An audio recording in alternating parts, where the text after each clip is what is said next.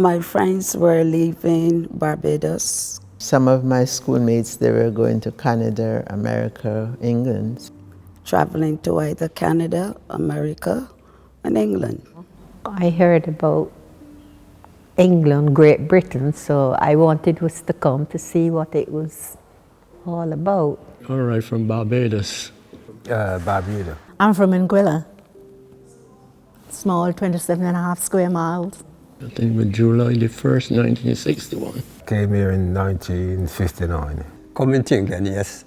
I'm going to be in a job and things like that. Leaving school, nothing to do. So I asked my mother if she could say, I want to travel. Why is it you want to travel? Where to? I said, England. She said, but there's no family in England that you know. All of my friends was emigrating to England. I decided to come because I just wanted something different, more or less to explore. If it's good enough for them, I'll try and see what it's like. So you're coming to England because my dad was in England. Your dad's sending for you, so that's it.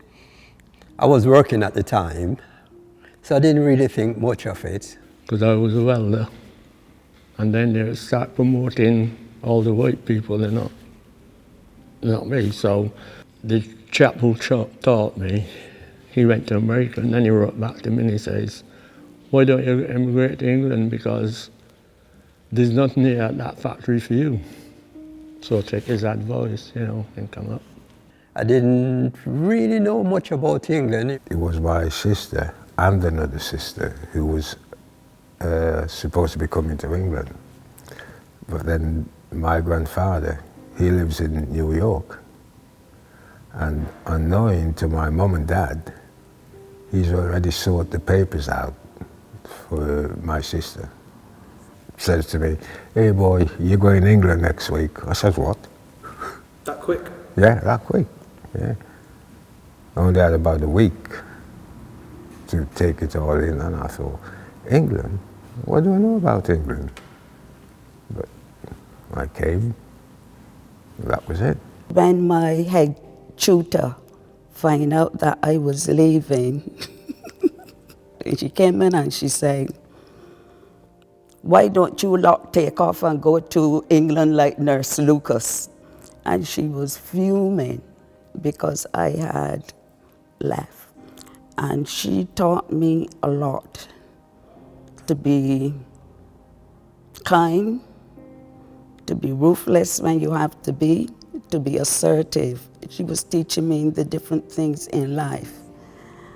And I'll never forget, her subject she taught us was anatomy. I got 98% in hygiene, and I barely passed her subject. So when she came into the room, she said, Nurse Lucas, you can stop behind with the others. If you can get 98% in another tutor's work, I expect it in mine as well.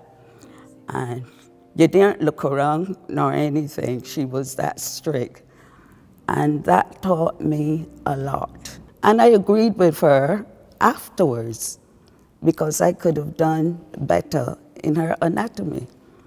I didn't realize what I was getting into. I didn't like the place. I cry every day and every night. I wanted to go back. But as time go by, I sort of get used to the idea, Marky, it wasn't easy. I didn't come here to get a job because I did have a good job training to be a nurse. So my friends and everybody was over here, family as well. So I came to England. Well, my husband came before I did, employment, of course. 8 months after he was here, I came because I had a baby as well. Waiting until he settled down, because he went to my family first. He didn't come to Leicester. He went to Berkshire, to my family. Before I came here, he moved to Leicester. So I never lived in Berkshire. I came directly to Leicester. You had no idea what you was coming to. I didn't have any problems with coming to England. No, it's a different life. My sister was over here. a brother was also over here, cousins and things like that. And a friend of mine, she was coming and she sent a ticket and she brought me here. I'm from Antigua, so flew from Antigua to Barbados. We stayed in a hotel there, and then in the evening, aboard the ship, massive ship. I've never been a ship or anything like that. So that was a big experience. So I joined the others and come on the ship. When we were halfway here, we had to turn back to go to Cuba because Castro had some Spaniard women there, and he said if they don't be out by a certain time, he can shoot a lot of them. So it took us 21 days to get here instead of the usual 11 days.